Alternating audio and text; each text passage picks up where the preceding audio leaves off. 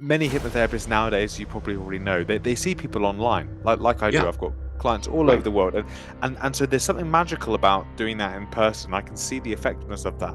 Immediately, I'm wondering how this could be done online. Have you been able to replicate that kind of power? You know, being able to give someone a cigarette and being able to have a photo, and that's something that maybe I'm being limiting here. It sounds like you could only really do that in person to get the real essence there. But could you Yeah, you replicate that? can't you can do it online because you can get them to tap into. Tell me about your grandson. So every now and again, you meet someone in your life or you meet someone through this podcast, and you can tell that they just have the intention of nothing else but to give. Just to give, and contribute. They have such a wonderful open heart where they're clearly at a place in their life. They don't feel like there's anything that they need to gain. That is exactly how I would describe Dave Hill. And that's our guest today. He's known as the world's greatest hypnotist. I think that might be an accurate title. Dave actually showed up to the podcast with notes and notes and notes of all the things that we could talk about, going into detail from aspects of the science, things that he learned from Gil Boyne, who was literally known as Yoda among hypnotherapists. He came ready to share the most extraordinary stories, including how he used self-hypnosis to effectively reverse thyroid cancer. I don't really know how else to phrase this podcast other than something that is just worth listening to, where a man with so many decades in the field of hypnosis is just so willing to openly share everything that he has to anyone that is willing to listen. I just hope that you enjoy it as much as I did, because the gems, the lessons, not just from Dave's wisdom and his experience in hypnosis, but just who I think he's become as a person, is something just worth all of us listening to. So I hope you get something extraordinary from this, because there's nothing quite like just being able to sit down, almost like round the campfire, and listen to a man who is a true master of his craft. Love it. Ideal. We are going. Dr. Dave Hill, thank you ever so much for coming on. It's wonderful to finally do this. You're very welcome. It's an honor to meet you. No, lovely. Well, and Dave, I thought we could just start. Just to give people a little bit of context as to how we met, Dave very kindly told me that the only reason that we're having this conversation today is because of a bloody hacker that hacked his Instagram, and he had to start all from the beginning again. And it just so happened he followed me, but it was a random evening on a weeknight for me, and I've been following Dave's work for. We just established he's been doing this for 4 years longer than I've been alive. So I've been Yeah. following it for a couple of years, just a fraction of the time he's been doing this. And it said that Dr. Dave Hill was following me on Instagram, which I thought was very peculiar. And then it turned out it was the Dr. Dave Hill. So this is a real privilege. But Dave, for people who don't necessarily know who you are and are only just coming to understand who the world's greatest hypnotist is, maybe you could give a little bit of a backstory as to who you are. Well, I've been doing this since 1987. People always ask me, "How did you get started as a hypnotist?" And that is an interesting story of itself. I used to be an investment banker for E.F. Hutton. E.F. Hutton's no longer around, but if you think of Goldman Sachs or Merrill Lynch or some of the other brokerage firms that are around, Hutton was the best player on the street at the time. So from 84 through 86, I was an investment banker. And how did I become a hypnotist? Well, people will ask, what did you study in college? U.S. history. Didn't even know what hypnotism was back then. So we traveled to Las Vegas, the investment team. There were 5 of us. And Richie Jameson, who was my boss, very wonderful human being who hired me to let the listener's imagination think who he is. Think of Danny DeVito with a toupee, talking like Joe Pesci. Good Lord. That's Richie Jameson. That's a character. And I maybe if we have time another time, I'll tell you how we actually met in the World Trade Center. Which doesn't belong to this story. So we traveled to Las Vegas to take the Sahara Casino public. And it was the first casino to go public. I was the grunt. So you have to imagine back then I'm 25 years old, just a young man. Now I'm 105. And all the guys are my age. So we're out doing our stuff, research. And remember, there's no Google, there's no YouTube, there's none of that stuff to help you with researching things. We're doing it with pen and paper, getting information to analyze the financials to make sure we can do a deal. So at the end of every evening, you'd return to your hotel room and there'd be the little flashing red light. So you would call down to see where to meet everybody. Well, the night that I learned about hypnosis was the night where it said, message, kid, you're on your own. So that meant the old guys went and did what old guys do in Las Vegas. We'll just leave it to everyone's imagination. Sure. And they didn't want the kid involved. But the kid knew what they were doing. I went down, had dinner at a cafeteria, and then decided to walk the casino. I could have gone anywhere in Las Vegas, but there weren't as many casinos back then, just to see what shows were playing, because I didn't really want to leave the area. And I walked by, and there was crazy girls burlesque thing. There was some magician. There was some singer I had never heard of. And then there was a sign for a hypnotist. So I bought a ticket because I'd never heard of that before. I went in, I watched the show, and I thought it was all fake. I thought it was magic. How did they do it? So I come out, and the hypnotist is standing there talking to everybody. He's selling, back then, video cassettes, weight loss, stop smoking, self-hypnosis. And I look over his shoulder, and I see a sign that says there's another show in an hour. I hurry to the box office and ask for better seats because I want to get closer to the stage. And in my mind, I think it's going to be the same people because it's just an act. So I go in, I'm looking for the same volunteers to get up there. They're all different. So now I'm completely confused because I don't get it, because I can't believe what I'm seeing. So morning comes, we all meet for breakfast, and the guys asked me what I did. And I told them. Well, two of them say it's real, two of them say it's fake, and they're giving me a hard time because, remember, they're from New York and New Jersey, and they know how to dish it out. So what they don't know is I've already bought 2 tickets to the next night and the next night, because we're there for 2 more nights to do our research. And they're telling me what they're going to do. I said, well, I'm not going. I'm going to the show to figure it out. So Richie looks at me. He says, I know where you're going this morning. I said, that's right, the entertainment office, because I'm going to get the books on how the entertainers are paid. And Richie says, we don't need that information. We have enough revenue to make the deal work. We don't care about the entertainment. I said, but I do, because I want to bust the hypnotist. I want to prove that those people are on payroll. So I get in there and I ask for all the information. They give it all to me, and I start looking at it. I wish to this day I had paid more attention to the other acts and what they got paid and how they got paid, because I didn't look at it. I just went to the hypnotist information. And only one person was being paid, and that was the hypnotist.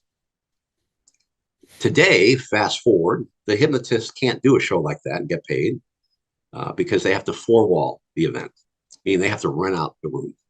Right. So we can talk about that later. It's much different today because there's A, B, C, and D entertainers in Las Vegas. People just don't know that. That's the way it's working. If you're on the marquee, you're getting paid by the casino or the hotel or the corporation that owns the casino. If you're not, you're probably 4-walling with the B and C entertainers. Right. People just don't know that. It's a very risky business. So now that's why they came in the back room. The back room is what helps offset the loss, because sometimes you make no money selling the seats because of the money you have to give away to sell the seats. There's a cut. Casino, advertising, etc. So I look, and he's the only one getting paid. And I went to the guy who's running the entertainment department. He was from Chicago. That's where I grew up, because we bantered about that ahead of time. That's one of the things I like to do, is find out where people are from and learn. And I said, hey, just between you and me, the show is fake, isn't it? I mean, where's the payroll for the volunteers? And he starts laughing. He says, looks at me, he says, it's real. It's as real as can be. You just don't believe it. I said, I've seen it twice. I don't get it. He says, well, what are you doing tonight, tomorrow? I said, I already bought 2 tickets. He goes, where? And so I showed him.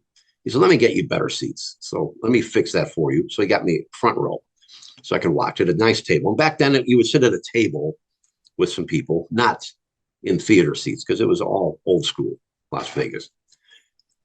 So I watched for 2 more nights. I have no idea what's going on. I'm completely baffled. The guys are razzing me at breakfast and dinner.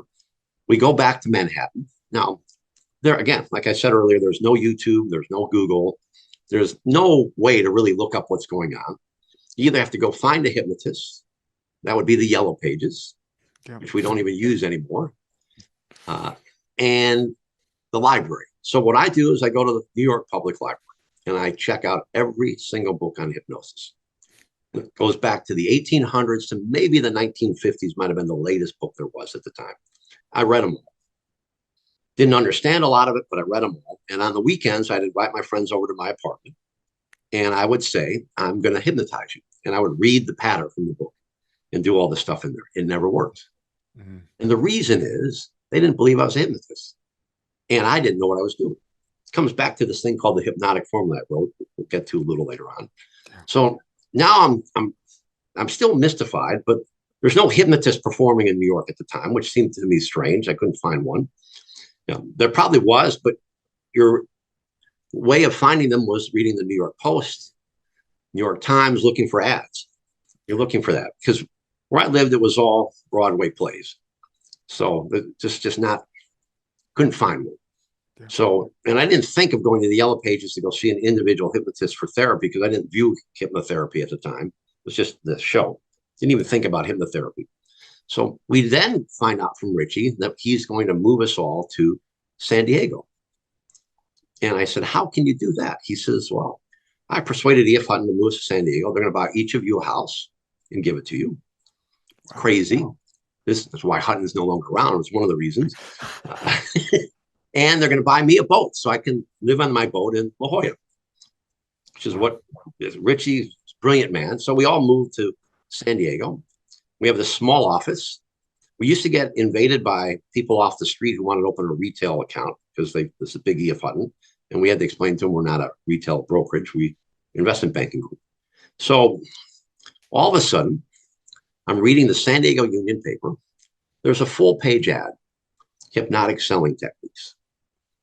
At the very bottom, there's a picture of the gentleman who's teaching it. It's the same man I saw in Las Vegas. His name, Gil Boyne. Yes. Okay, this is how I met Gil. So now we roll into the seminar on a Saturday. Now, the fun part about this seminar was in order to book my ticket, I left the office because we were in an open office at the time, way before people think about that. That's how we worked. So we could all call out what we were doing. And I didn't want them to hear me make the call to buy this ticket because I'd just get razzed. I didn't want them to know. And I knew that weekend we weren't doing anything. We weren't traveling. We weren't working on some deal. So I had the weekend off. So I went to this lady, Betty Russell, God bless her. She, if people remember Mayberry RFD or the Andy Griffith Show, she looked like Aunt Bee with this beehive hairdo from the 1950s. Sweet lady. I went up to Betty. I said, I need some quarters. Let me give you some dollar bills. I need some quarters. She said, what for? I have to go make a phone call. She said, we have phones here. I said, I have to make a personal phone call. I don't want to do it in front of the guys. She understood. She had no idea what I was up to.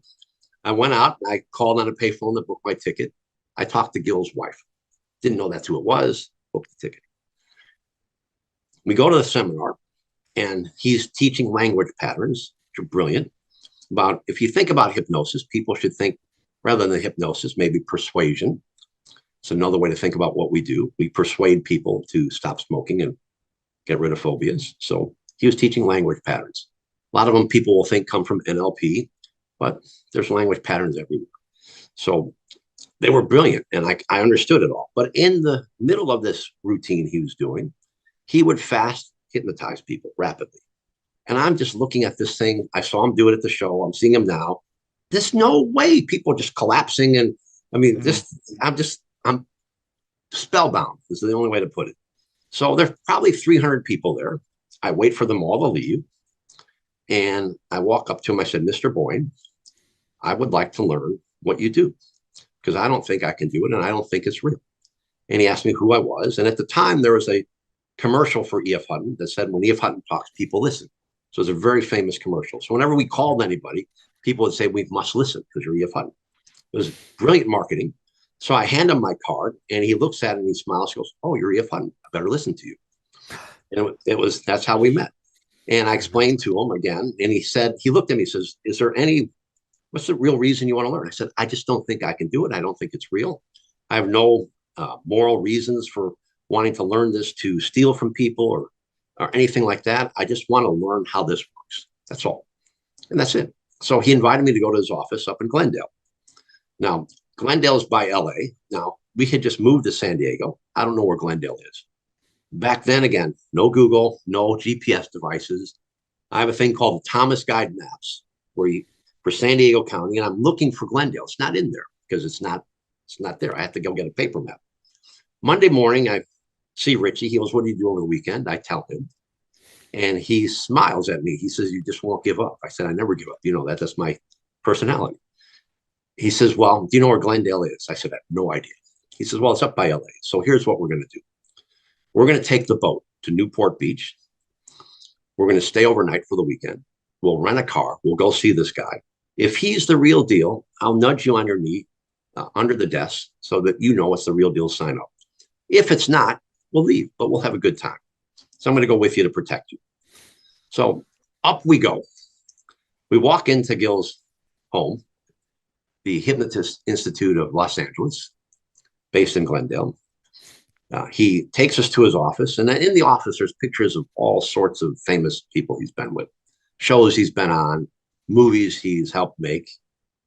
And Richie's looking around, and Gil's very smart because he knows how to persuade. He leaves the room so we can talk because he's a brilliant man. He's the smartest guy I ever met. And Richie turns to me and says, this guy's the real McCoy. You need to sign up. So let's listen to him. And he came back with a packet, and I started to go up there on weekends when he was available because I couldn't go for a regular training program he would hold during the week. I just didn't have the time. So I would venture up there. And then after a while, he said to me, you could be really good at this. You should really train with me every day. And in order to do that, you'll have to quit your job. I said, okay, let's do it. He says, what do we do with Richie? I said, we call Richie and he'll be very happy for me. And he was. And that's how I met Gil. Amazing. And that's how I learned about hypnosis. And for people listening who might not know who Gil is, I think he's also known in the industry as Yoda. Is that right? Yes, he is. Many people call him the smartest man ever. He's born in 1924, passed away in 2010. He was brilliant in terms of the way he learned how to do therapy because he learned from people like Rollo May and Fritz Perls, who invented Gestalt therapy. Yes. And really his regression therapy was using hypnotherapy with Gestalt therapy to have rapid change in people. And to watch him do a session, you can still see it if you buy some of the videos that are there of him helping people. They're like miracles that take place because they happen people think in an instant, but the sessions are 90 minutes to 2 hours. Yeah. But he was a master of using regression therapy, employing Gestalt therapy and the other techniques he had. And he was really a no-nonsense guy. He was an authoritarian hypnotist as opposed to permissive, yes, always authoritarian. So I watched him many times. He'd tap someone on the head, say, it's time for you to forgive so-and-so. And the person said, I can't. He says, well, then we've wasted all day. I don't have time for this anymore. And the session's going to be over. And when we're done, you will not feel very well about yourself because you wasted the time. Wow. So forgive and I'll wait. If not, I'm going to wake you up and that's it. Because he knew when to say that. You see? Yes. You see? And people think that may be a little harsh, but at the time in that session for that person, someone needed to say that to them. Mm. At other times, he'd be very friendly and elegant and gracious with them. But he knew when to say what and how to whom. Yeah. And that was from being a man who did 8 to 10 therapy sessions every day for over 50 years. Yeah. Yeah, that's a master. I know that he wasn't a fan of. I think he passed away. It must be about 13 years ago now. Yeah, something like that. And I know that he wasn't a fan of regulation for those kinds of reasons. Because I think he said that the moment you try to regulate something, I think his theory, you'll be able to correct me here, is that we can no longer really push the boundaries as to what we can do. And in those very rare circumstances where someone needs maybe the uncomfortable shove, and a hypnotherapist is the only person who can kind of walk outside their traditional lines to be able to give that shove. There's someone there who could have had the most extraordinary healing process take place, and they completely missed it because you closed the gap on what a hypnotherapist could do. Is that right? That's exactly right. So they would miss it completely. They'd end up going to the regular therapist, and I'm not here to bash them. Or they have the rules of, what do you have insurance? Great. You can see me 50 times a year. Great. So now you come to the therapist And oh, you need some medicine? Oh, maybe we'll give some medicine, make you feel better. I didn't need the medicine. And by the way, you give people, I'm going to get myself screamed at by the psychiatrist out there again, but you prescribe an antidepressant to somebody. How do you know what their serotonin levels are in their brain? What is their brain chemistry when you're prescribing that? You haven't done any tests. So how do you know? You're guessing. We both know that. Yeah. So the thing Gil also emphasized more than anything else is when someone comes in to see you for help, you have to make sure they're ready for change. So conventional therapy versus what we do. Oftentimes we can't bill people through insurance because in the States, they don't accept insurance from hypnotists unless they're licensed physicians or licensed therapists, social workers and things. It's different in every country. So we were cash, credit card. So a little bit different in terms of the regulation. And the incentive to me from what I learned from Gil was somebody comes to see you, they don't feel well. Your job is to get them ready for change, number one, and have them leave the office feeling better than when they came out. That's what you're there for. Now, a regular therapist only has 50 minutes because of the way they book things. 50 minutes for the insurance to be billed. That's the way it works. 50 minutes for if you're paying cash, whatever it is. Well, if you come in for 50 minutes, are you ready to be changed? Session doesn't work like that. So Gil taught me, you have a little conversation with them ahead of time about how their day's going, because they may have had a fight with their boss. Maybe they had a problem with their spouse. There was bad traffic getting to the office. Something wasn't going well in their life. So if they came in to stop smoking or for phobia removal or whatever you were working on, they weren't ready for that yet because their mind was still living in the past events of the day or weeks or months of the trauma they've been through in their mind. So you had to get them ready for state change before you did your therapy. Because if you didn't, nothing would work. And as hypnotists, you'll remember when you had your first early sessions, some of them weren't as good as they are today because you've learned, right? Yeah. So, you think I've just had this master class over the weekend on how to help people stop smoking. I help the first person come in. The guy calls me the next day and he's smoking. You're like, what did I do? Well, you were learning. You were learning. So you have to learn from that. So you must get people ready to change. That's number one. Then you have to put all your energy in. So my sessions, I wouldn't book people by the hour. When my wife was alive, God bless her, Tamara died in 2009. She booked all my appointments. We would give 2-hour windows. Most sessions might run 90 minutes. Some sessions might only run 20 minutes because they came in. And then after I talked to them, I would tell them I couldn't help them. And we wouldn't charge them because they weren't ready or they needed to see a different type of therapist. And that's the way I worked. So I'd always have a 2-hour block. Also, because after the session's over, you need time for yourself to recuperate from what you just went through because you put a lot of energy into that. Yeah. You gave them everything you had to help them change. And they did all the work. We just guided them through the process. That's the way I always looked at it. I don't take credit for anything. They did the work. If the result was positive, it's because of them. I just knew how to help them get through whatever it was. That's what I really learned from Gil. Interesting. I've never heard that philosophy from Gil before, but I normally joke and say to people, I'm just a smiley doorman. Right. So open up the door, smile, and say, right, in you go. And generally, your mind kind of knows how to do the rest once you're in there. Interesting. Do you mind sharing if there's any other sort of parts of wisdom that you managed to find from Gil? Because I think you brought some notes with you to this session. Yes, I did. So let me go to my notes from Gil. So.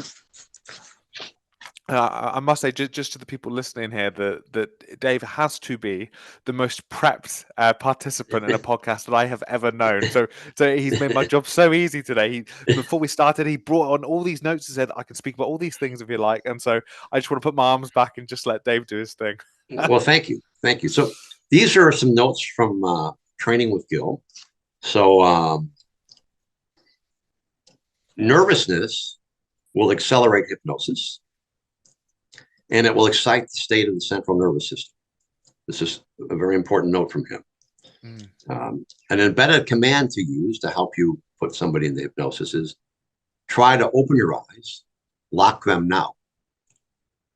Now, notice he's saying afterwards. So it's not the eyeballs rolled up to the top of the head and trying to open your eyes. He's saying, try to open your eyes now, lock them now. See what he's done? It's really a double bind. Forget your name, forget your phone number, forget your address. When you do that, the person's throat will lock up as I drop your hand or arm right now. So notice when I drop your arm or your hand, your throat will lock up. You can't remember your name, can't remember your phone number, you can't remember the number 4, whatever it is. Your throat locks up. So he's tying it to some physical reaction. Okay. Causality.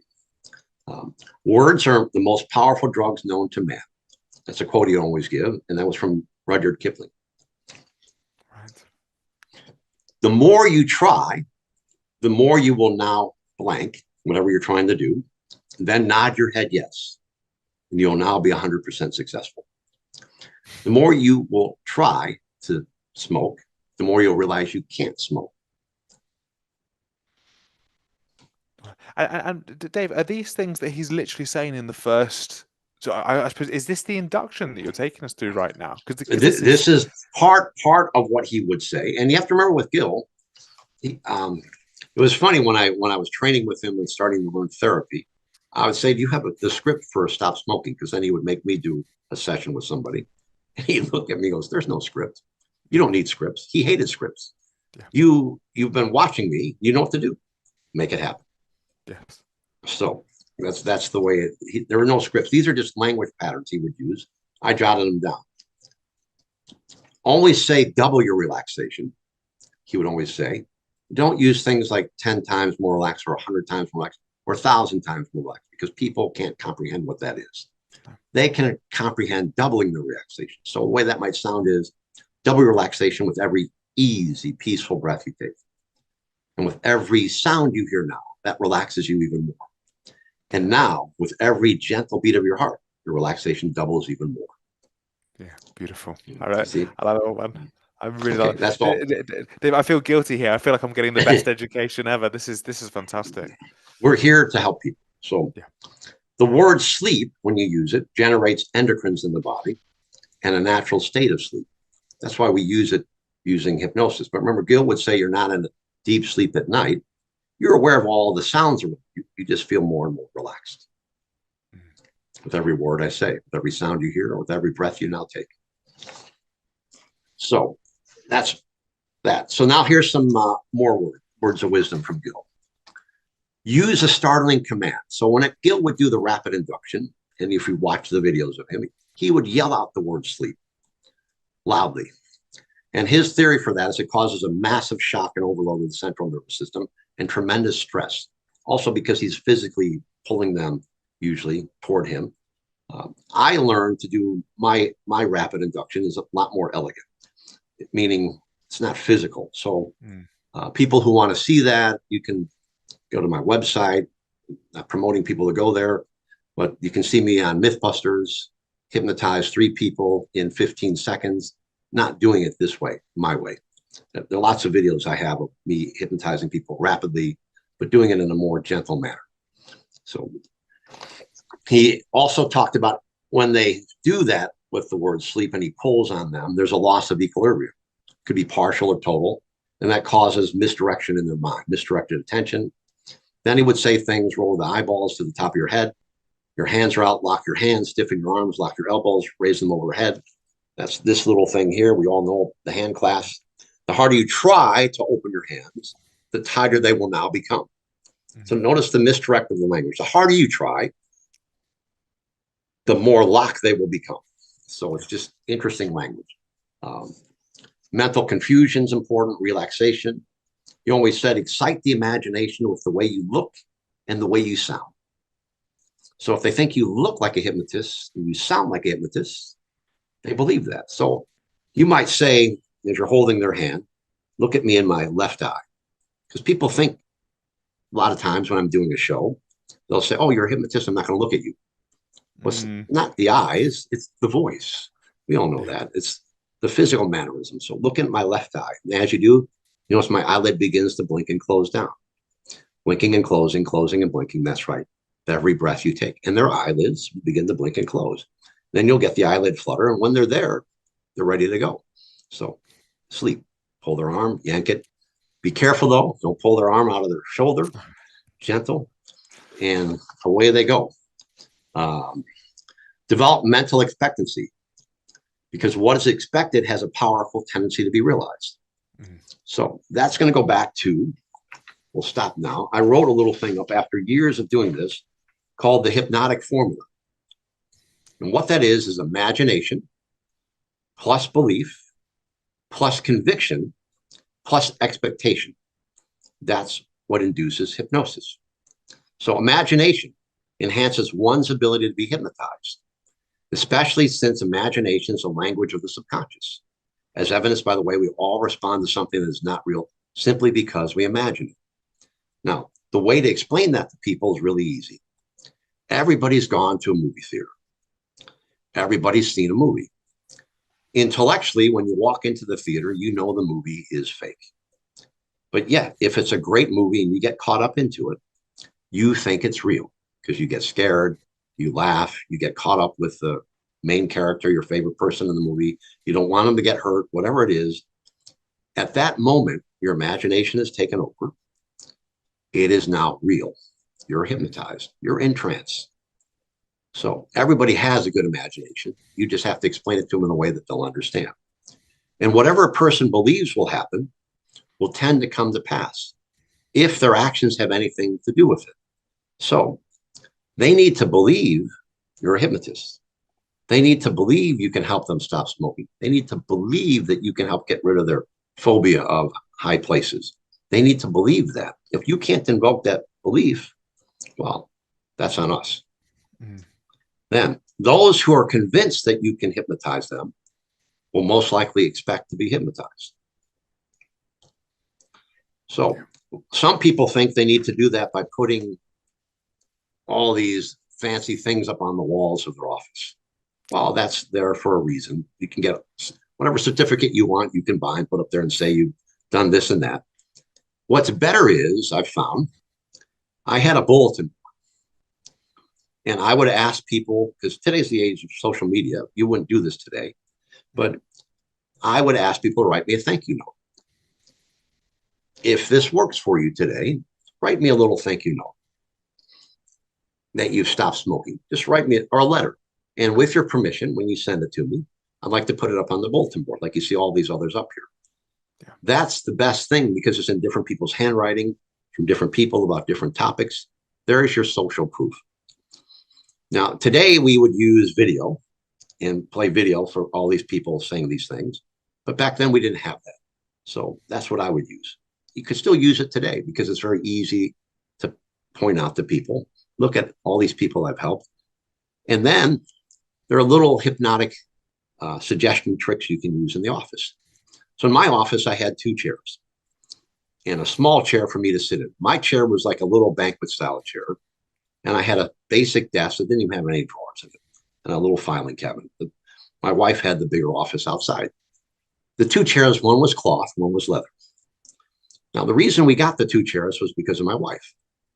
My wife told me that the women that I would see would prefer to sit in a cloth chair. The men, leather.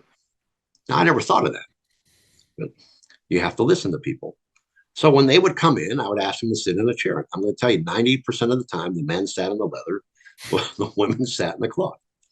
Now, one of the best things you can say as a hypnotist, whatever reason they're there, say they're coming in to stop smoking, is they sit down in either chair. You'll say, that was a good choice.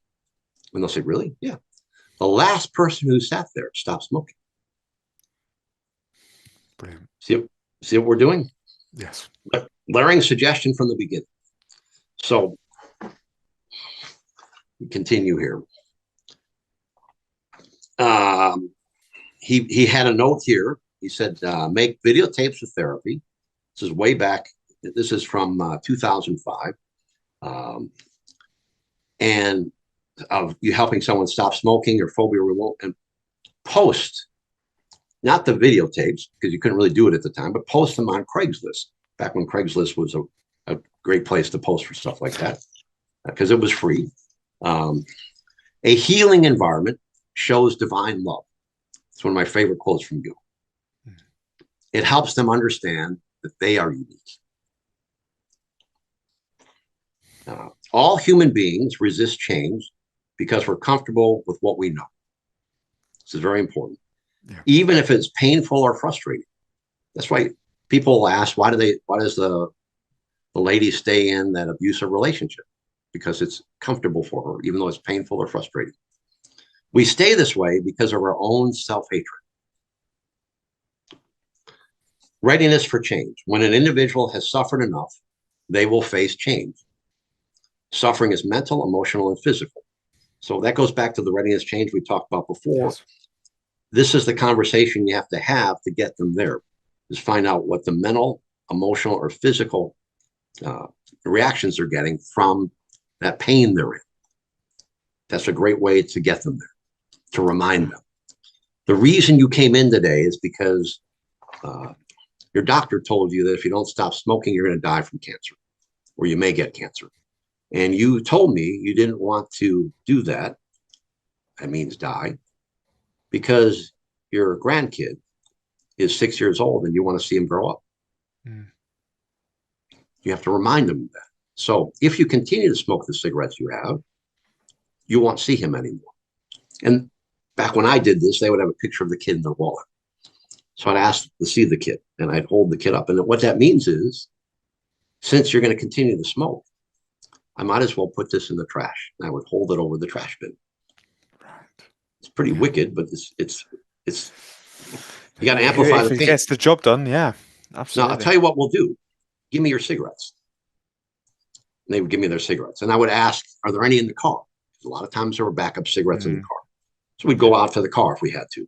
Give me your lighter. Well, it's a really nice lighter. Good, it's mine now. Here's what we're going to do. The cigarettes are going to go right here on this table with the lighter. Your picture of your grandson is going to go right next to it. At the end of the session today, the way you'll know you have stopped smoking is I'm going to ask you for a cigarette. When I ask you for a cigarette, you're going to smile at me and say, "No, thank you. I'm a non-smoker." And I'll say, "How come?" "Because I'm a non-smoker for the rest of life, because I want to see my grandson grow up." So go ahead and say those words. Now, once they start saying those words, what's happened is they've changed. Yeah. Now, we still have to do all our stuff because they paid for it. But they've really stopped smoking in that instant, because that's how long it takes. Then what you do is it's a little trick, offer them the cigarette. Now, I have a cigarette for you before we start. Would you like one before we start? You want me to light it for you? Because I hold the lighter.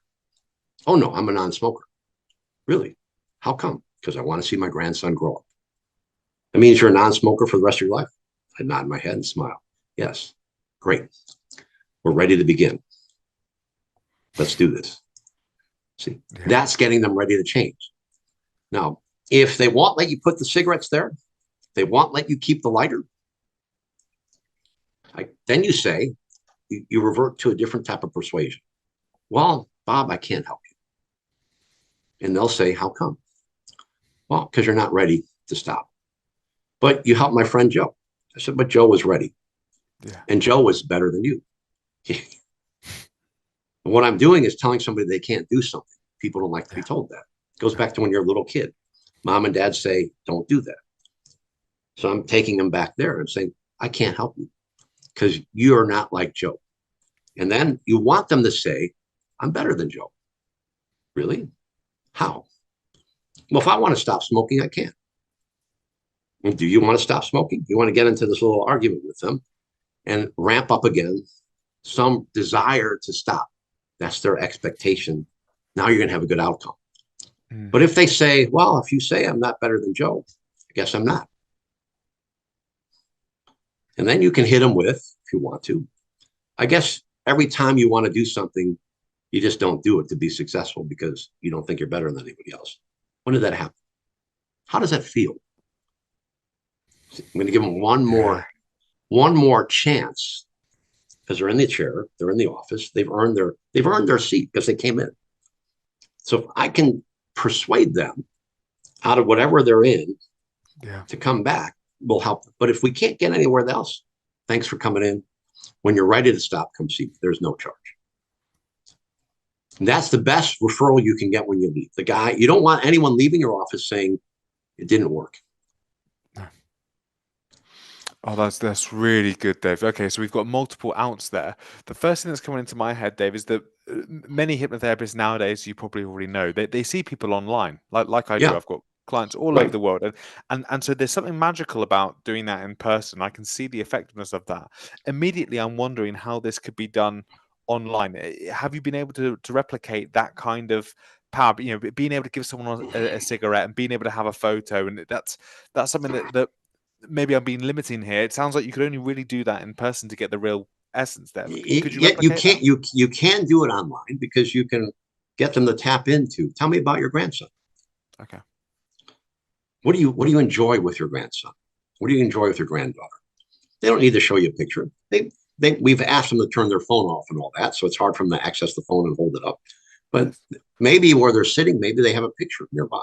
And then I say, well, I have a picture of my grandson. Where is it? It's in the next room. Go get it. Let me see. So make them go get it. But if not, they can tell you in their imagination all about it. Now, the cigarettes is easy because they can put it down. They can put their cigarettes somewhere where you can see them. Maybe they can't see because of the camera, but they can set it down. Good. So, and you can ask them to pick up a cigarette. Well, I don't want to now.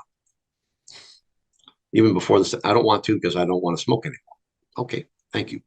That's what we're looking for. So you can replicate all of this. You just have to remember one thing.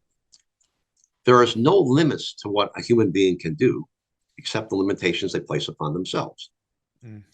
So one of the reasons hypnotherapists and other therapists sometimes are not as successful as they could be is they've put limitations on what they can do. I've never dealt with this before, so I'm not going to be successful with this person. Okay, well, you already told yourself you're going to fail. Somebody comes in with something interesting you're not sure you could help them with. Only one way to find out. Go to work. Yeah. So there's no limitations on how we can help somebody except the limitations we put on ourselves and the limitations that person you're working with puts on themselves. That's the reason, and that's the magic of hypnotherapy. Because what hypnotherapy is an extraordinary state of mental, physical, and psychological relaxation. It opens up the subconscious mind to the non-critical, so very important, non-critical acceptance of new thoughts, new concepts, new ideas, new suggestions that they now want. That's the key. So when you can open the door, as you say, good guy, open the door, come on in. That's what you're doing with hypnotherapy. That's what you're doing with hypnosis. You're opening the door to their subconscious to help them reprogram their mind to what they want. And I would always explain to them in my pre-talk that there are three habits you have. There's good and bad, and there's utilitarian. So the utilitarian habits you have are eyelids blinking, you're breathing, your heart's beating, you sweat sometimes, you hear things. We can't do anything to change those. We could speed up your heartbeat, scary movie. We could slow it down, relaxing music. We could make you sweat, exercise, get you nervous. We can make your eyelids blink and close more and more by relaxing you. There are all sorts of things we can do to change the utilitarian habits temporarily, but we can't change them permanently. Good and bad are just what you call good and bad to the client. It's what they think. It's not what I think. I take no personal opinion on what you think is good or bad. It's not my job. You think this is good or bad. So if you want to remove the phobia, you think it's bad for you. If you don't want to remove the phobia, then it's good for you. If you don't want to stop smoking, then it's good for you because they'll convince you that why smoke is it helps me relax. Okay. And at the same time, later on, at the afternoon, I have a cigarette at 1 o'clock after lunch because it makes me more alert. That's a contradiction. And yet to them, it's not. The same cigarette does two things. Why? Because they think it does. Yes. Okay. So you have to let them tell you all of this and then say, well, that's interesting. Tell me how that works for you. So you can see what they think, because what they think isn't what we think. And we can't project what we believe on them. That's not our job. Our job is to help them go through a process to change the way they believe about their life. Yeah. Okay. And Does so that help? with that, Dave, all of it's been really helpful. I was thinking maybe we could take a bit of a left turn, because you mentioned the idea of that there not being many limits, and I understand that even yourself, you've had aspects of your health that you've been able to tackle with self Mm-hmm. hypnosis, and it's one of my favorite questions to answer anyone who knows about hypnosis or any form of subconscious reprogramming. I'm always curious to wonder where they think the limit is, but I thought maybe we could start before you maybe answer that with your own story as to being able to explore your own limits with Yes. your So subconscious mind. I have two stories about my own health with self-hypnosis. And one of the things is I learned from Gil long ago is every day I practice self-hypnosis. Every day. Now, it's interesting, if you talk to hypnotists, most of them don't do any self-hypnosis at all. They don't take 20 minutes or 30 minutes to use hypnosis on themselves. It's very strange, but it's true. And you have to really follow them around, because you'll find out, when did they do it? They didn't do it. So you can't do it once. If you're a hypnotist, you do this every day. If you're a great golfer, well, you go to the golf course every day, to the driving range, and you practice the golf. I can't golf, but that's what these people do. That's how they become great. So if you're going to be a hypnotist, you better be doing self-hypnosis on yourself every single day, practicing it. It'll make you a better hypnotist. It'll make you a better person. It'll make you feel better. So the first time I used self-hypnosis on myself is way back in about 1996. I was playing handball at a local community college to stay in shape.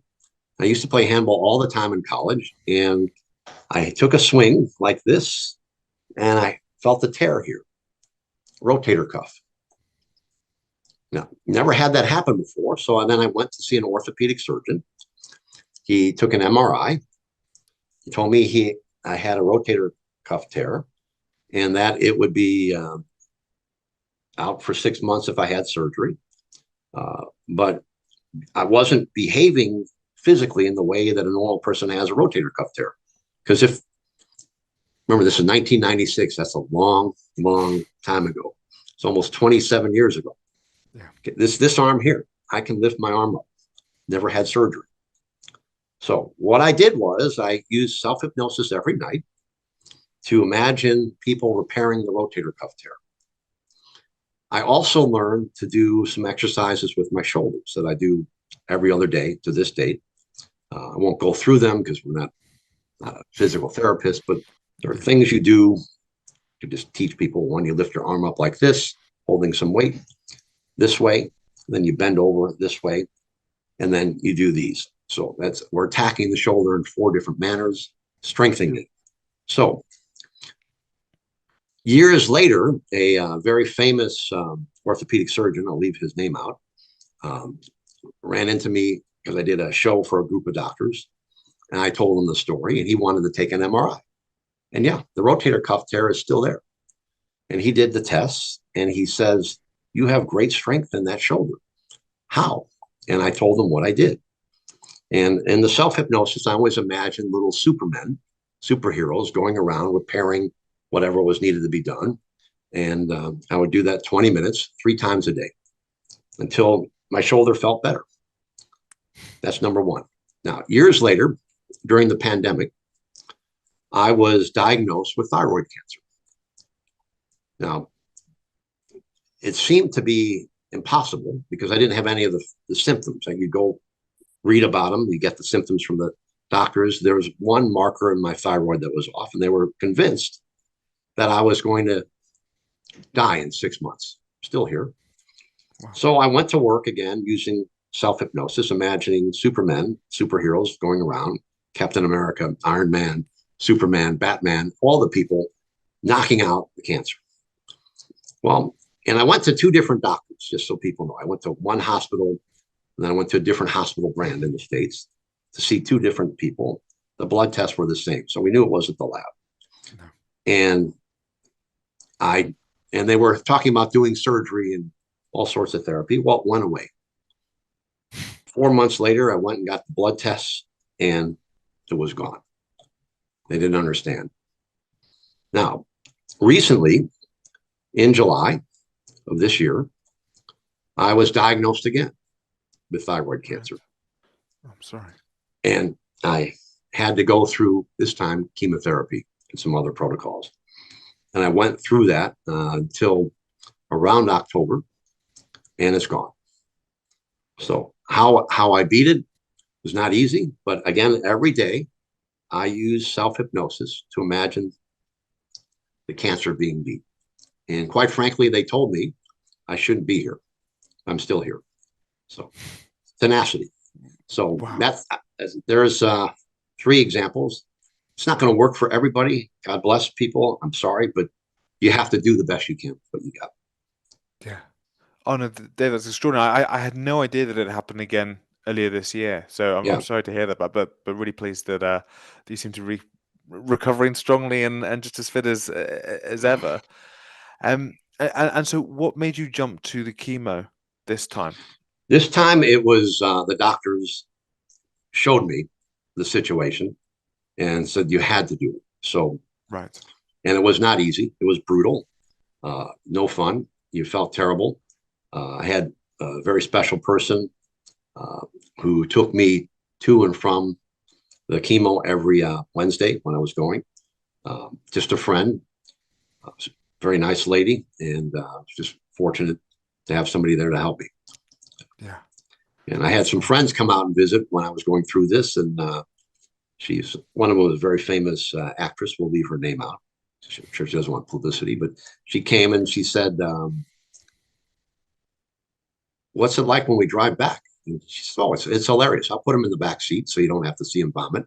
But he pukes his guts out, and in between the time he pukes his guts out, he's really funny. He tells us jokes,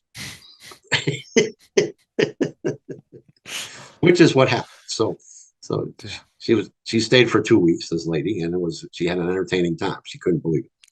But she also told me she went and talked to the one doctor who was there and said, you're much worse off than you're acting.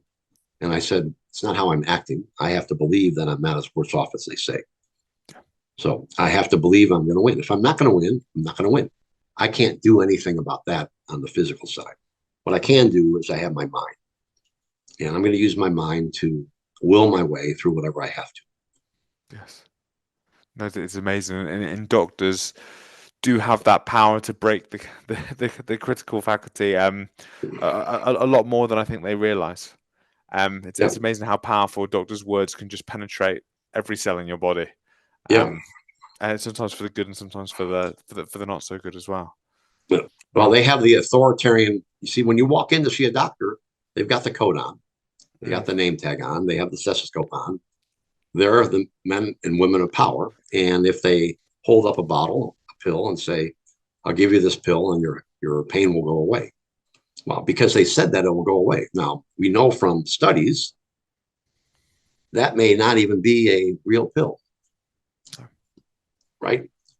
But because they said it, you believe it. It's expectation. It's the hypnotic formula. You're in hypnosis. You're going to believe what they say. You do it, and the pain goes away. Yeah, and that there is the placebo effect in a nutshell, Right. isn't it? And so when I've spoken to a few different hypnotherapists over the years, and you've got people who I know, like Joe Dispenza as well, who are able to use the subconscious mind to be able to make these huge changes when it comes to actual mental and physical healing. But there seems to be sometimes some very different theories as to what's going on there. Sometimes people say, well, actually, no, if biologically you're getting out your own way and you're letting your body heal itself, that could be one factor.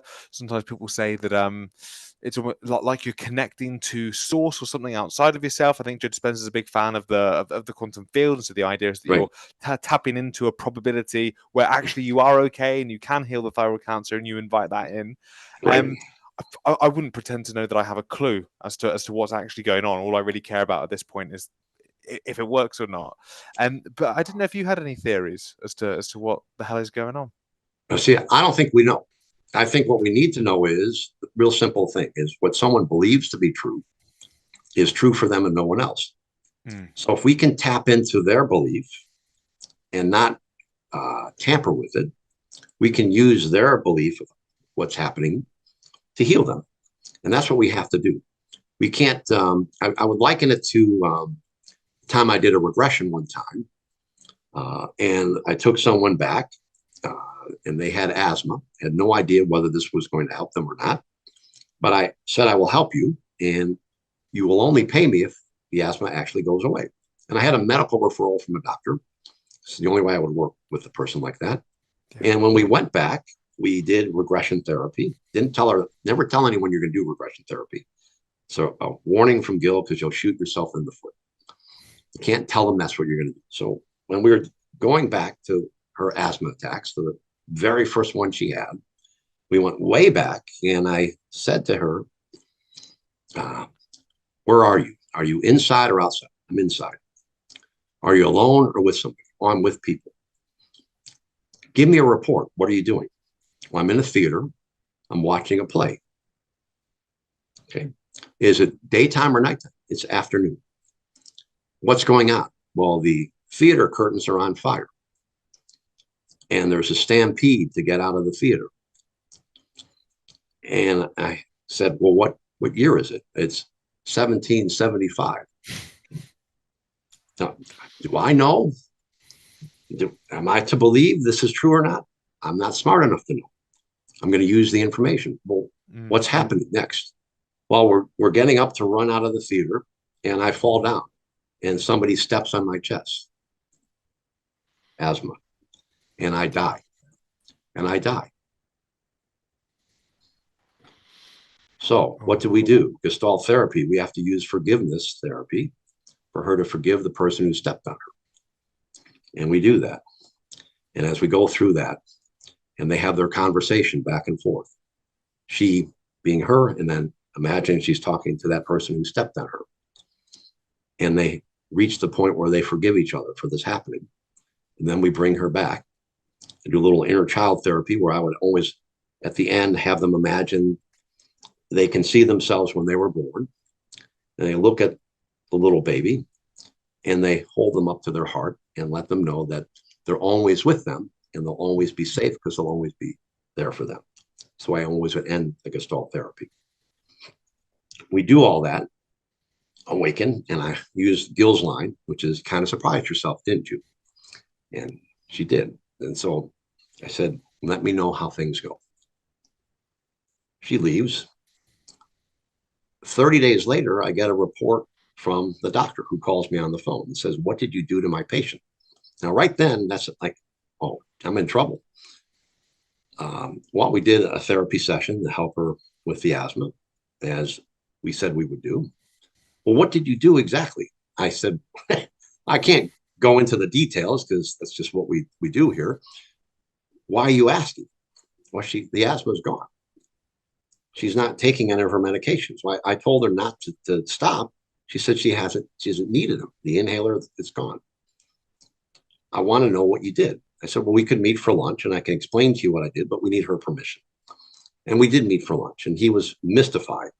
And he said, can you do this with everybody? I said, no, you can't do this with everybody. Unfortunately, if we could, we'd have asthma clinics around the corner, right? Just like we would have using the swish pattern and the visual squash that Bandler invented years ago, we would have phobia removal clinics all around the world, right? People standing outside lineups to get in. They're not there because it doesn't work all the time.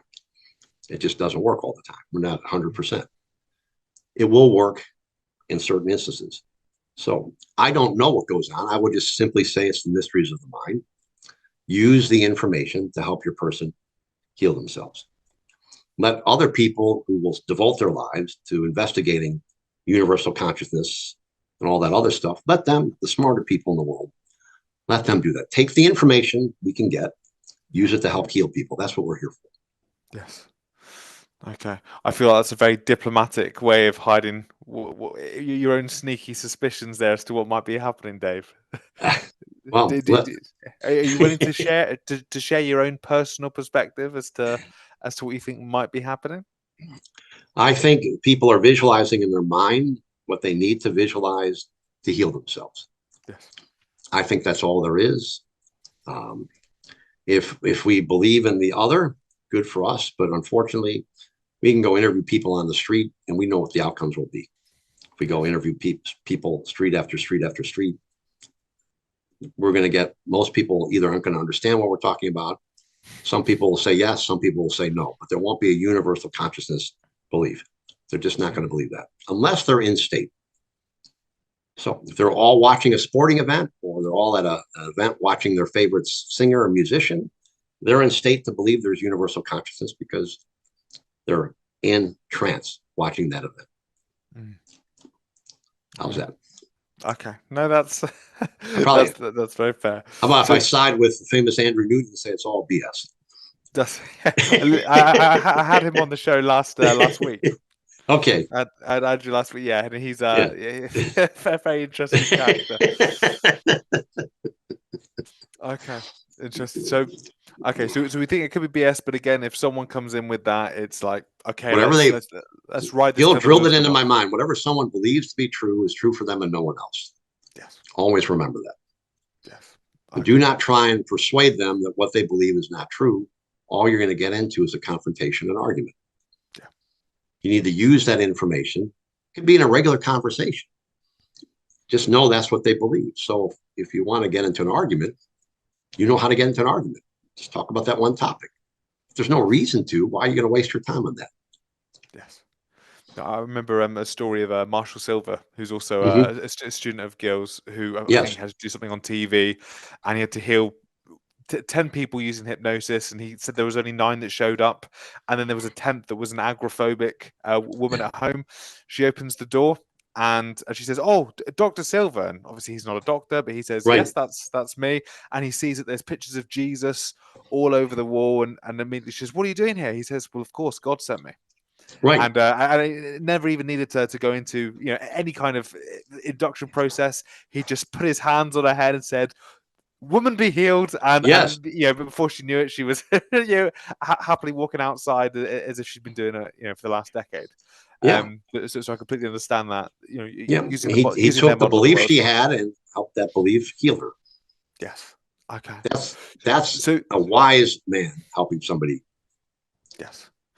Okay, so if that's the therapeutic side, if we were to move back to some of the stage hypnosis, because you've just shared an extraordinary story of something that you've seen happen in a therapeutic aspect. Yes. If we go back to the idea of stage hypnosis, first of all, can we maybe unpack some of the differences between the two for people?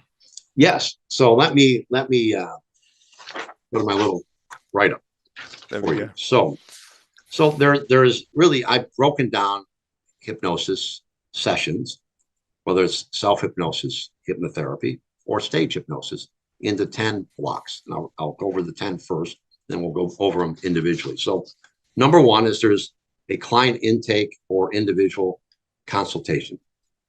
So that client intake for stage show is simply they showed up. They're there to see the show, and some people are going to want to volunteer. You then have for therapy, you're doing that client intake. Usually you have them fill out a form so you can look at it.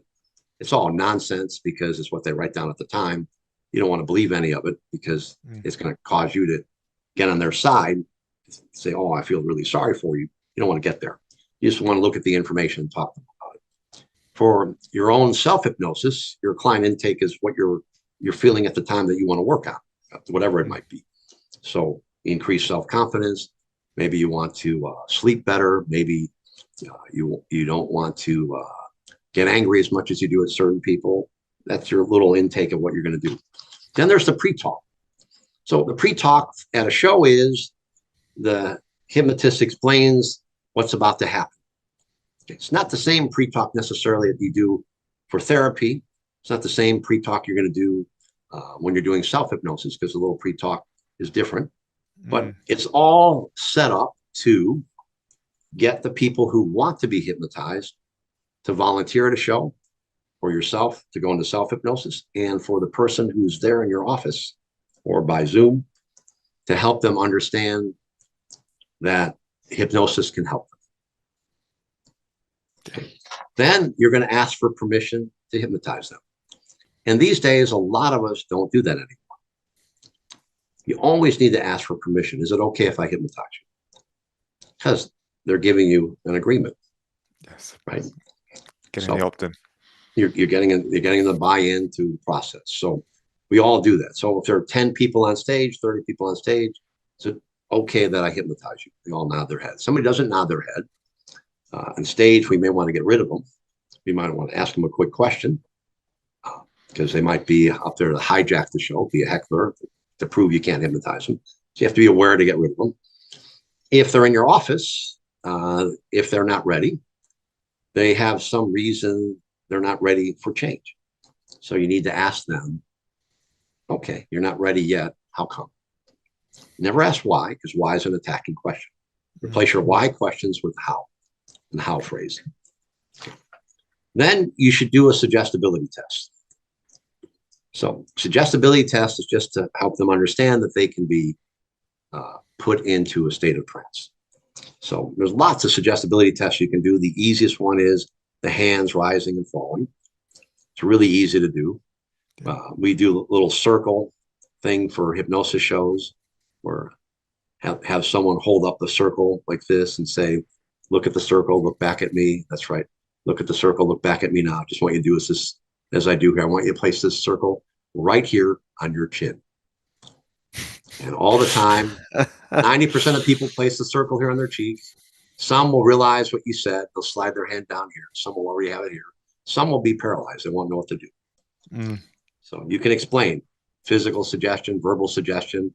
And those who didn't know what to do with the circle, you need therapy. So there's suggestibility tests. You want to do that so they can understand that they can go into trance. Now, if you worked with them before, you don't need to do that. You can bypass that because you've been there before. I had a very good friend who I trained as a stage hypnotist. He came out one year to go to 5 different shows I was doing all week and to see therapy in the office. And I got permission from the client so he could sit there. I remember the first one we were in my office. The person came in. We were talking. His name was Dan. And Dan just went right into trance. And Terry, my friend, looked at me and said, what happened? And later, I'll tell you later. So he left. He says, you didn't do an induction. I said, yes, I did. I talked to him. It doesn't matter what I say. It's how you say it and what happens. So, and then he saw later on, I said, I'll tell you what I'll do for the next person that comes in, and we'll do something special just for you, Terry. There is a white pages phone book on my desk there. Tear a page out. He said, well, then you won't have it. I said, I don't use it. Just tear the page out. And he said, what is that? I said, that'll be my induction.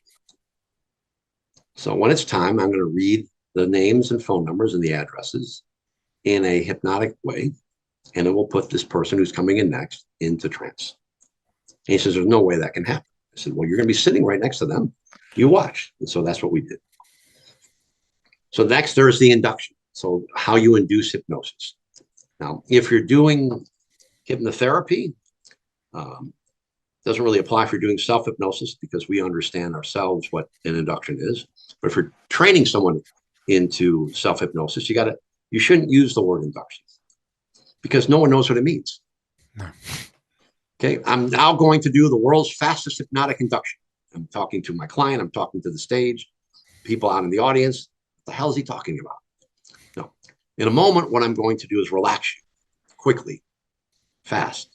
In a moment, I'm going to teach you how to go into self-hypnosis. In a moment, I'm going to help you relax and open your subconscious mind so that you'll accept the suggestions we're going to give you in a moment to remove the need to smoke a cigarette when you get up in the morning, the need to smoke that cigarette in the afternoon to wake you up, the need to smoke that cigarette when you're driving home, going to work, the need to have that cigarette after a cup of coffee.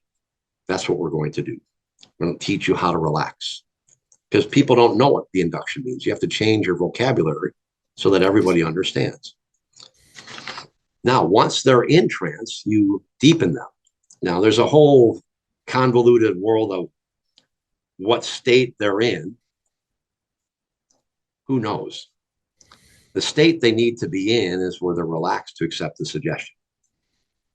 So it doesn't mean they're an alpha, beta, theta, delta, quantum healing state, whatever you want to call. They're in a state of trance where they're going to accept the suggestion. That's all that matters. Let someone else be smart enough to figure out what they're going to call that level. You don't need to know that. You just need to know they're ready to take your suggestion. So especially if you're in hypnotherapy, if you're doing a show, it's the same thing. You need to know they're ready. So you have to deepen them. And then they're going to give them suggestions. So at a show, we give a suggestion. In a moment, you're going to become Britney Spears.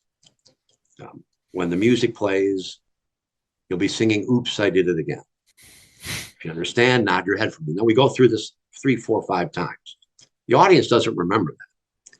They think I just said, "You're Britney Spears." It's not what happened. I gave layered suggestions on what's going to happen and how she's going to do it. Oftentimes, the person I may tap first may not even respond. So I move quickly to somebody else. But we've learned through years of doing shows who's responsive and who's not. So usually we don't have to do that. But if we move quickly to somebody else, you won't even remember the first person because it happens so fast. Yes. And that we ask 5, 6 times for this person to become Britney Spears. So if you're doing therapy, it's the same thing. You're going to give suggestion. There's a way to test your suggestion. You can have them wiggle a finger, right? You can have their arm rise a little bit. You can have them nod their head while they're in trance. There are all sorts of ways. When you're giving suggestion to yourself as self-hypnosis, you'll know. And you're going to anchor this therapy using techniques. So some are NLP anchors that we all know about. I like to use the color red a lot. I don't know if you've heard the color red anchor. I'll give you an example. Okay, so I'll share that with everybody. In a moment, I'm going to awaken you from hypnosis. When I do, whenever you see the color red, the largest or smallest amount of red, it will instantly and effortlessly remind your subconscious mind that you are now and forever a non-smoker, and you will remain a non-smoker for the rest of your life. That color red could be the color of stoplights, a stop sign, the taillight of a car, a piece of fabric, an exit sign, a fire hydrant. The largest or smallest amount of color red permanently, instantly reinforces now and forever that you are a non-smoker and will remain a non-smoker for the rest of your life. And that's a long, long time, isn't it? 1, 2, 3, open your eyes. Welcome back. Now, I'll make sure I have red in the office. If I'm doing a show, I might use red to alert them to dance with a broom. And then put on the Tom Jones song, "She's a Lady." And every time he hears "She's a Lady," the broom becomes the most beautiful woman in the world. It's very funny. But you point to the color red and they'll look at it and they'll say, "How do you feel?" And they'll smile. Now, the brilliant thing about red is when they're driving home from your office or they're walking on the street or wherever they're going, if they took the train to come see you, they're going to see red everywhere. Yes. Especially if they're driving, taillight of a car, red, red, red, red, red. Stoplights, red, stop signs. They're going to see red everywhere. Wow. All day long, they're bombarded with the color red. It's going to reinforce them that they have changed, whatever the desired behavior is. It's a brilliant anchor, the color red. Okay. So I hope people can use that who are watching this. Help you be more successful. It's terrific. I mean, obviously, there's the classic, finger and thumb. I've personally done when I'm teaching self-hypnosis. Very often, it's they close their eyes and they're picturing 3, 2, 1 or something like that. But for some reason, I have never ever considered just using a color around them as an anchor. Which just now that you said it, Dave, it seems embarrassingly obvious, and I can't believe I've never used it before. But here's the thing: as people listen to this color red, someone's going to come up with a better way. Remember, there are no limits, folks. This is just something over the years. One day, something I attempted to use, it worked fantastic. But there's never a right or wrong. For example, when you teach self-hypnosis or you're having people imagine things, you have to be careful what you say because you might say, picture a tall building. Some people can't picture. So you want to change it to imagine. Can you imagine the tallest building in San Francisco? That's where I am, based in the San Francisco Bay Area. And just nod your head for me. You really want to do that before you even start the session if you're going to use those words. Can you think of a tall building? You've ever seen a tall building in town? Yeah. Which one is it? Got it. Okay, close your eyes for a minute. I want you to imagine that building. Can you imagine that building during the day? Good. Can you imagine it at night? Because if it's at night, we might use it if we're teaching self-hypnosis to turn the lights off in that building from the top floor all the way down to the bottom.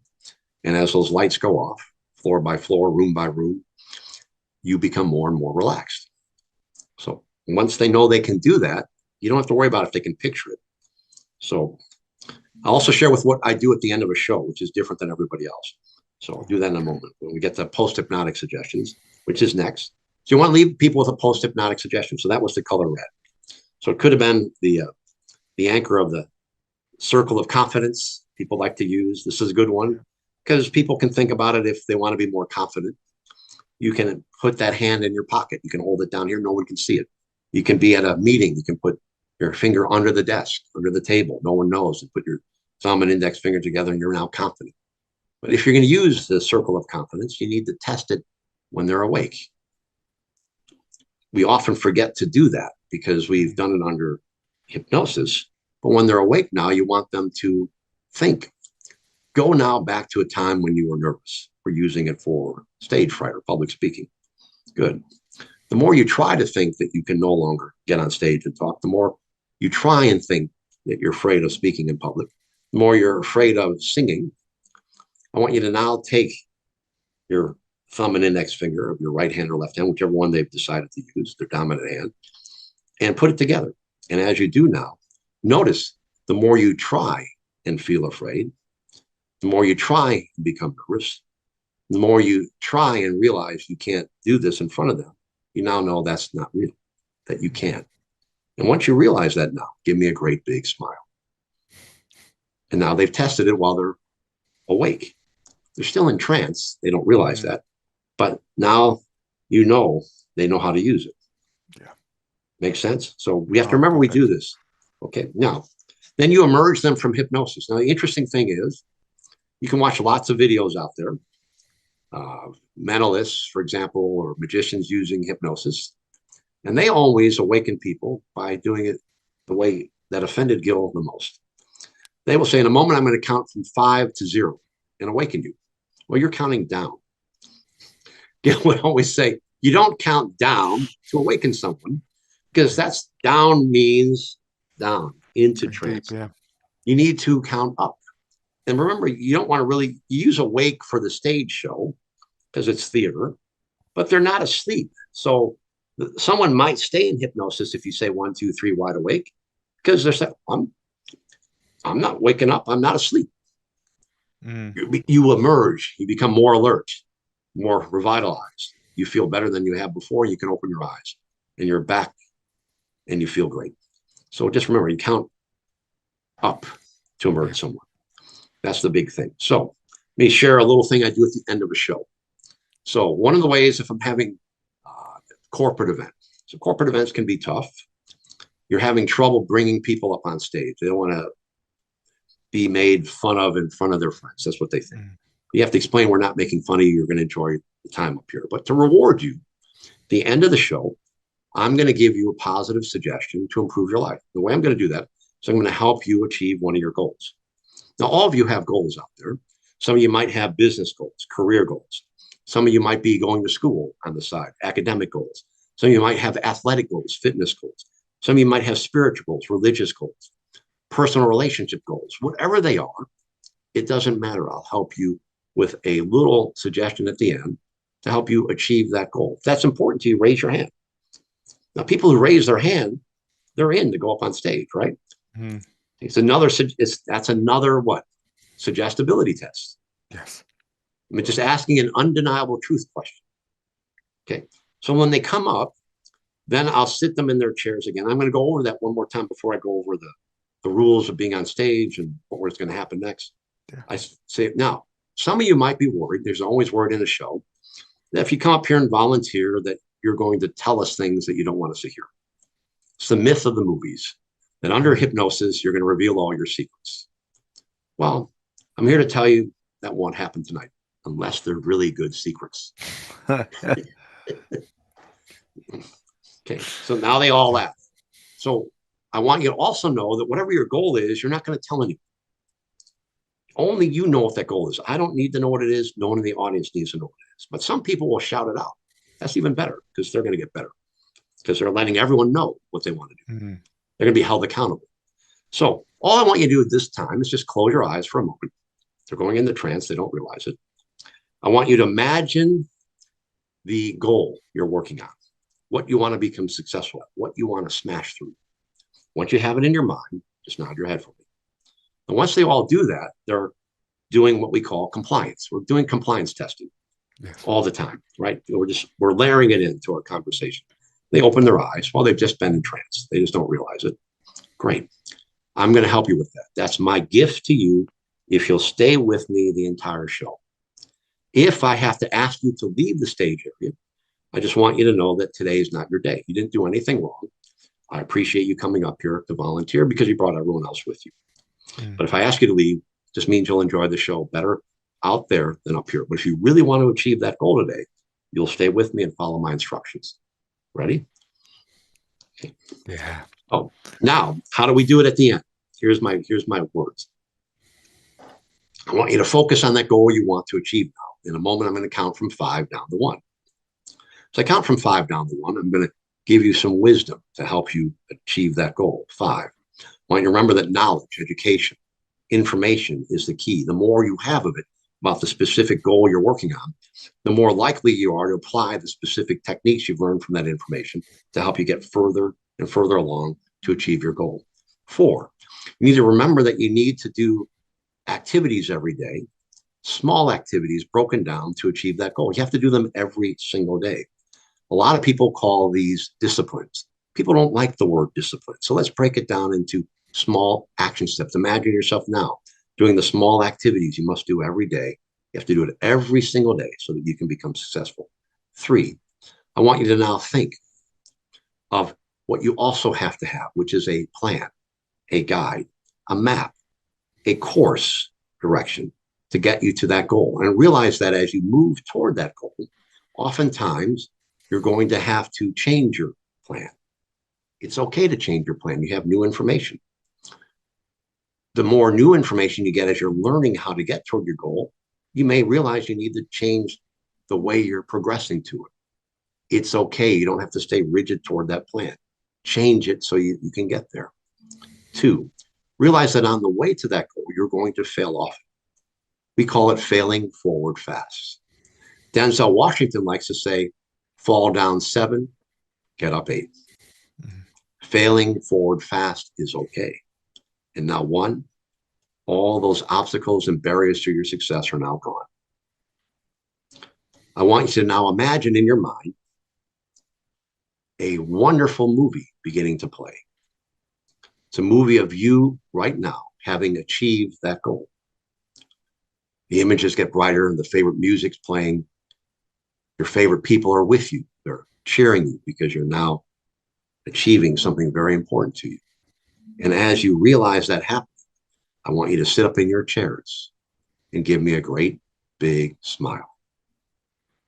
And they do. That's right. You're awesome, wonderful, powerful human beings. You're worthy now of all the good things life has to offer. You're totally loved. You can achieve anything you want in life as long as you have a plan, the courage to follow your plan, and you do everything in a moral and ethical way.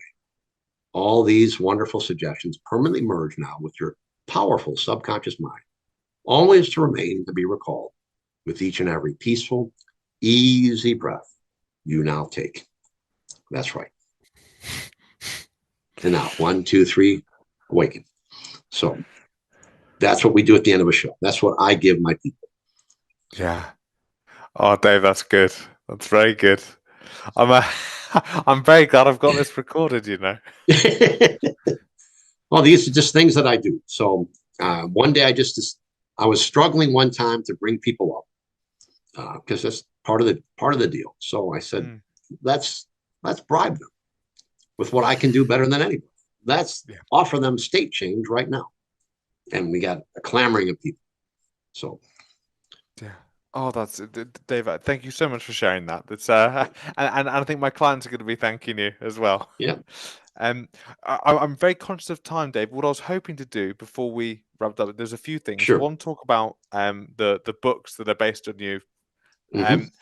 Another one, again, I am conscious of your time, is Sure. I want to hear some of the aspects of the work that you did with the CIA.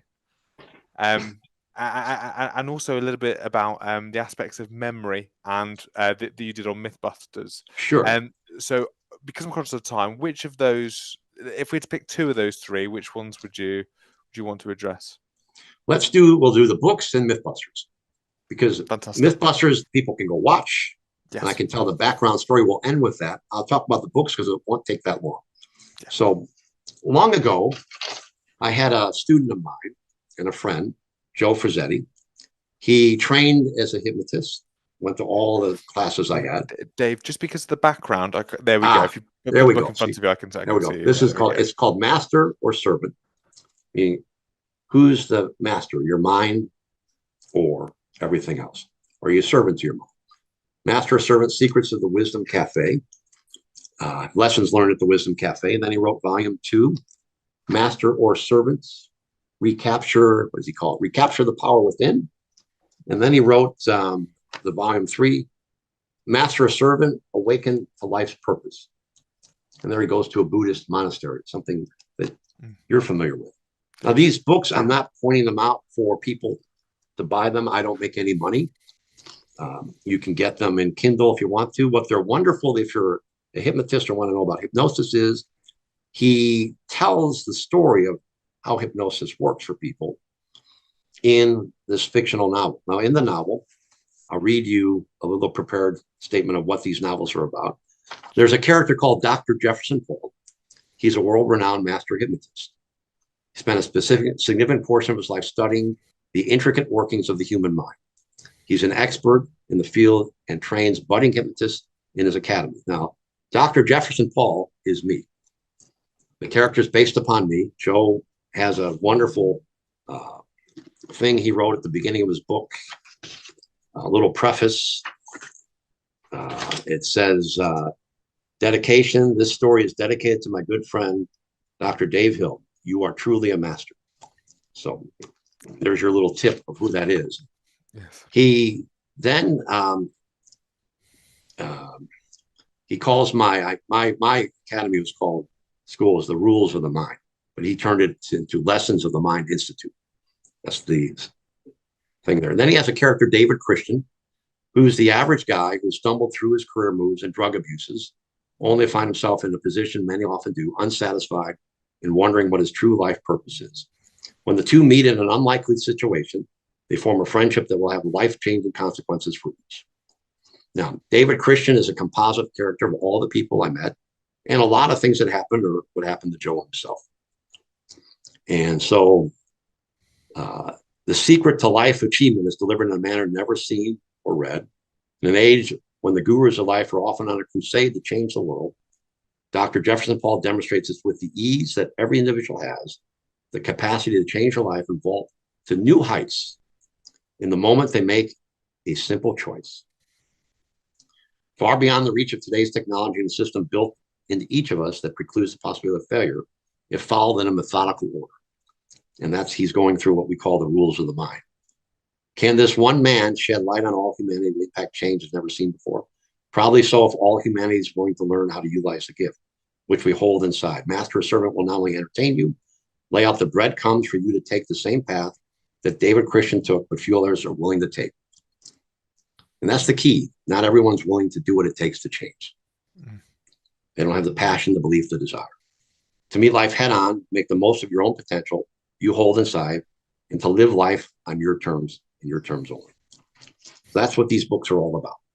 So, amazing. Dave, do you know if they're on Audible as well by any chance? Yeah, I don't know if they're on Audible, but you can go to Amazon.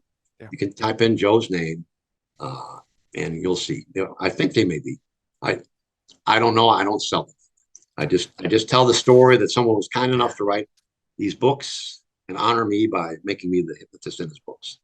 Yes. And people ask, will it ever be turned into a movie? Maybe. The screenplay is in Hollywood with somebody. There's another movie script I have that was purchased by a very famous gentleman in Hollywood. I'll leave it alone. It may be turned into a movie about something else in my life we won't talk about. Something that happened a long time ago. Maybe. we'll see. I'm also in he had wrote a group of children's books called Jojo Goose. And in that setup, yes, I think 3 for kids. I'm the wise old owl. So everyone wants to know, think of me as a wise old owl. Yeah. So now we'll go to Mythbusters. So about memory improvement. So the Mythbusters episode was behind the scenes of what people don't know. They called me 4 times to ask me to come on the show. And a very nice lady named Linda called me from the group that puts it together. It was based and filmed here in San Francisco, where I live. And they had 2 warehouses they filmed at. I never met the main characters, so people want to know. They were never there. Just the sub characters, Tori, Grant, and Carrie. They were there. When she called the first time, I said, I'm not interested, because they weren't going to pay me anything. Right. And she wouldn't tell me what it was about. So, and she said, we'll give you a lot of publicity. I said, that's great. I don't need any. Mm. So thank you for calling. And then she called again and said, we'd really like to have you on the show. Now I'm beginning to realize that maybe there's a couple of tests going on. They're doing hypnotic tests. They hired some other hypnotists and it didn't work that well. That's what I'm beginning to find out in my mind. Mm. So this is what I'm projecting. So I said, look, I'm not interested. I'm not going to tell me what I'm up to. You don't understand. You can film me and all you want, and you can say you're not going to make us look bad, but it's editing that I'm not in charge of. You can make me look horrible. So I'm not going to do it. She called the 3rd time. I said, look, we've been through this before. You need to pay me. You need to tell me a little bit what it's about. If you call me again, I'm going to send you to Ed. Now, Ed was my agent at the time. He passed away last June. God bless him, age 86, a wonderful human being. Wow. And I said, you're going to have to call Ed.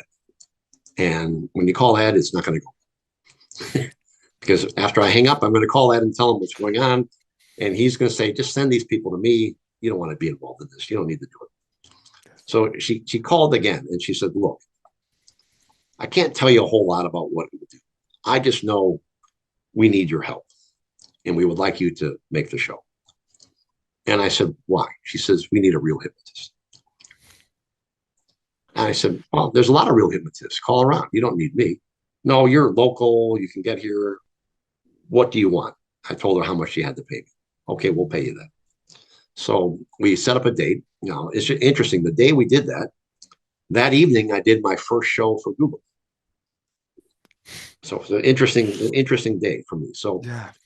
I arrive at the studio and they have dogs running around. San Francisco is what happens. And sign in with her. And she takes me over to the place we're going to film at. And I meet Carrie, who's the redhead. And she says, hey, thanks for coming out here. You're not going to be able to hypnotize any of us. There's my first clue. Somebody was there before and it didn't go well. Right. And I said, really? How come? And so she begins to tell me. And so I then go into what you need to do if you're a hypnotist. You have to go into a pre-talk to explain to them, no big deal. So the first thing I say to her is, Carrie, it's not a big deal. There's about 10 people here. I can hypnotize all of you in about 15 seconds. And she starts laughing, which is what I want her to do. And now everyone's paying attention to me. And I walk through some of the things I've done, the people I've worked with, the other shows I've been on. And when we get done, she says, have you written a book or something? Because you know a whole lot about this. I said, well, maybe I should. But I'm sure I can hypnotize you and everyone else here if you'll just allow me to do it. Will you? And she says, sure. So now they finally explain to me what's going to happen. Now they have a list of 58 questions they're going to hand me. It's in an envelope. And I'm to ask them those questions to see if their answers to those questions are better than the answers they gave the day before. Mm-hmm. What had happened was there was a scene staged where some actors came in to deliver a box of things. And they didn't know, Carrie, Tori, and Grant didn't know that this was a stage scene. They thought it was a real setup. And they didn't know they were going to be testing on what they could remember. The interesting thing when you watch it is you'll see Grant, God bless him, passed away about a year ago from a brain aneurysm. Wonderful guy. I never got to meet these people personally. He was blindfolded in the vomit chair, is what they used to call it, spinning around. So he identifies a tattoo on somebody's neck. Now, there's no way in hell he saw it. If he saw it, he only saw it for maybe 15 seconds, 20 seconds, maybe when the guy was there. But how did that happen? Because he did see it. Because there's the old saying, whatever you see, you see. It's stored in your subconscious permanent hard drive. You may have only saw it for 30 seconds, but you did see it. So now that's what took place the day before. I don't know any of that. I don't know what the scene was. I know nothing because it wouldn't tell me. So when they're ready to be hypnotized, they have a table because they're going to write their answers out. And they have 3 simple chairs to sit in. Now, what I don't know is when you see the episode, the other hypnotist who was there, God bless her, she had the big therapy chairs. She blindfolded them. They had the EEG machine on one of them. And I mean, everything, all the things that I'm not going to have. I have the basic chairs. I'm the stage hypnotist is what they think. They don't know that I do other things. So she showed me that, the producer, and I said, oh, that's fine. And she says, well, you want them to sit down? No, I'll hypnotize them standing up. So they line up, and you'll see in the clip in 15 seconds, that's real time. There's no edit there.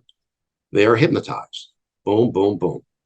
Now, once they're hypnotized, I walk over and the lady hands me the envelope. So I still have no idea what's in there. And I'm not sure it's a memory test. I don't know until I open it up. And luckily, I can read fairly fast. I'm not a speed reader per se, but I skim through while I'm walking slowly to the front of the platform where they're at, so I can ask them the questions. And I realize it's a memory test. So as I sit there, and before I ask the first question, I look and I see the camera. And that gave me everything I needed to know and how to use their memory like a camera, video recorder, and all of that. So I went through the questions, all 58. And it turned out they answered way more as a percentage than they did when they weren't hypnotized. Now, they told me they would give me the date of release and all of that, but it's all produced in New Zealand, Australia, the whole thing.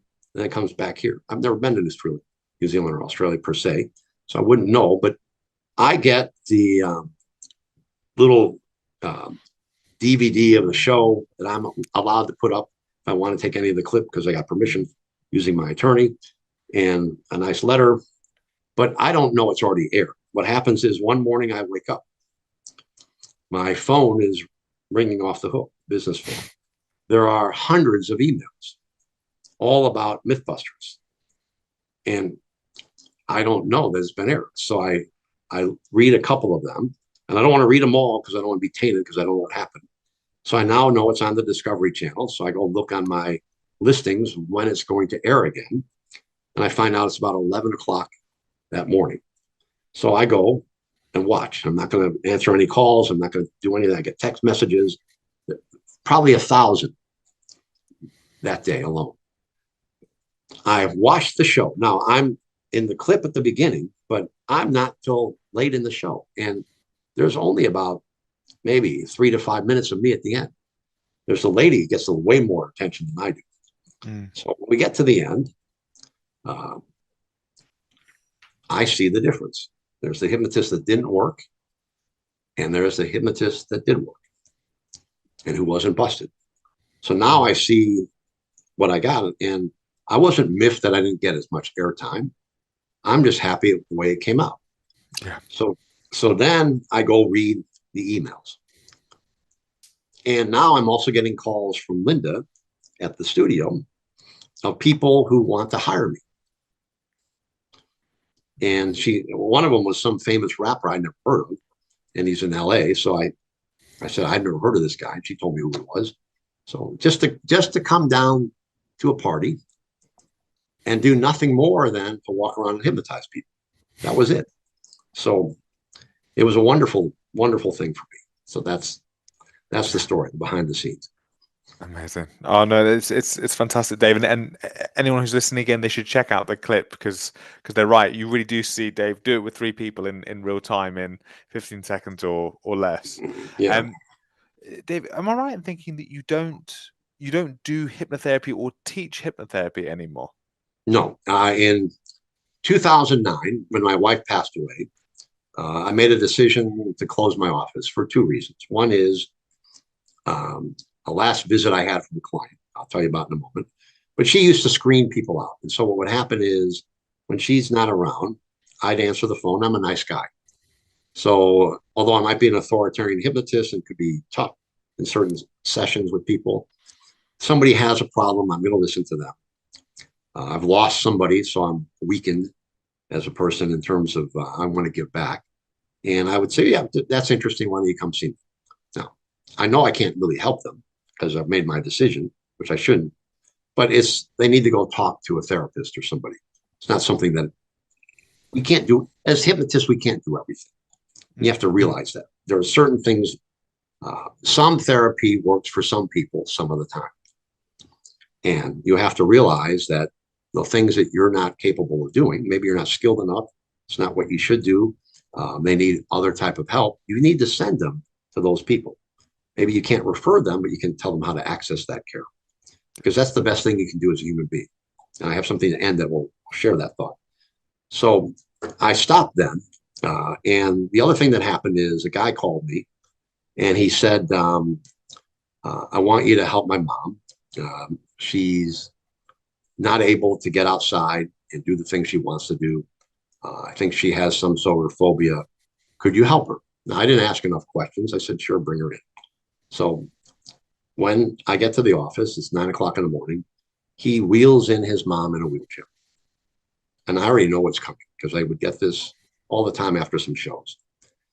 He sits down. We have to move one of the chairs out of the way so she can be there. I have him sit in the other chair, and I'm in my small chair. And I look at him and I said, thanks for bringing your mom in. Let me talk to your mom. And I would call her mom. So, Mom, what's the reason you're here today? Well, my son says you can help me walk again. Right. And so it's heaviness. You get this. And so you ask, what's happened? Well, I'm paralyzed from the waist down. Okay. And what's the reason you think I can help you? Well, my son says you can help anybody. He's seen you do all these things. And I said, well, God bless your son for doing that, but let me help you out. So I got up and I walked behind both of their seats. And I said, I want you to look at the empty chair now. The man you're looking for is Jesus. He's not here today. Mom, I hate to disappoint you. I'm sorry your son took all this trouble to take you here. I cannot help you.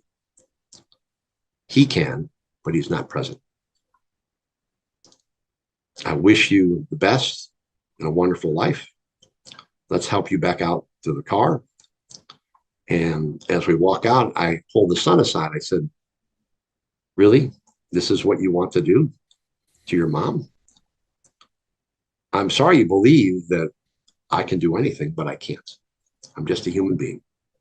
And if I could heal people and make them walk again, there'd be a line out my door a mile long. You couldn't even get an appointment. And I'm sorry you have that misconception. Please apologize to your mom. I'm going to go apologize now for wasting her time and her hope. And she gave me a hug because she understood I was telling the truth. And then they were only there for maybe 10 minutes. So I come back in and the landlord of the office building, who was a snoop, those type, she'd snoop, she'd always snoop on, especially with what I was doing. She says, man, you were really, really good. I said, what do you mean by that? That only took you 10 minutes. and that's what she said. So I smiled. I said, that session was so great that I'm going to retire. So I'm going to close my office. Let me know what I owe you for rent. And I'm going to take I have some pictures on the wall. I didn't have these fancy diplomas and all that. I had some pictures of some friends of mine, famous people I knew over the years, Charles Bronson, namely, who I helped stop smoking. That's another great story. some very good friends of mine that people would recognize. There were pictures of me with them. And I said, all the furniture in there, you can have, you can sell, you can do whatever you want. I just have a few things I need to take out, some books I have in there. And that's it. And I got to disconnect the phone. But let me know. She just looked at me like I was crazy. But that's when I made my decision to stop. And I stopped training people and all of that. When I used to train people, it was 5 to 10 people at a time. I never did these sessions where we had 100 people. I wanted to give people individual attention. So from that point on, all I did was my show. And once in a while, I will help some businesses with their salespeople. And I have a program of hypnotic selling techniques that I still will do for some people. Some people who are stage hypnotists who may want to improve their show, well, they can contact me and they can hire me to talk to me, and I can give them some advice to help their show. Some people haven't done a show before, same thing. But that's all I focus on now. I let the younger people, the people with enthusiasm like yourself, who really want to go out there and help the world, I'm going to let you folks do that. And I'll pass on whatever I can to help you folks do that. But that part of my life is over. Okay. Well, it's been such a pleasure having you on today. You're welcome. Where can people find out more about you? Okay, so they can go to my website, which is drdavehill.com, which is davehill.com, or worldsgreatesthypnotist.com. Goes all to the same place. They also can go to davehillenterprises.com. All of it meets there. That's where they can find me. At the very bottom are the social medias if they want to connect that way. There's a place where they can hit contact. They can send me a note. If they want to book a show, there's a little link there for that. But I want to leave everyone with some very important ones, especially for this profession. So too often we underestimate the power of a touch, a smile, a kind word, a listening ear, an honest compliment, or just the smallest act of caring, all of which have the potential to turn a life around. Dave, that is a fantastic note to end it on. Thank you ever so much for today. You're welcome.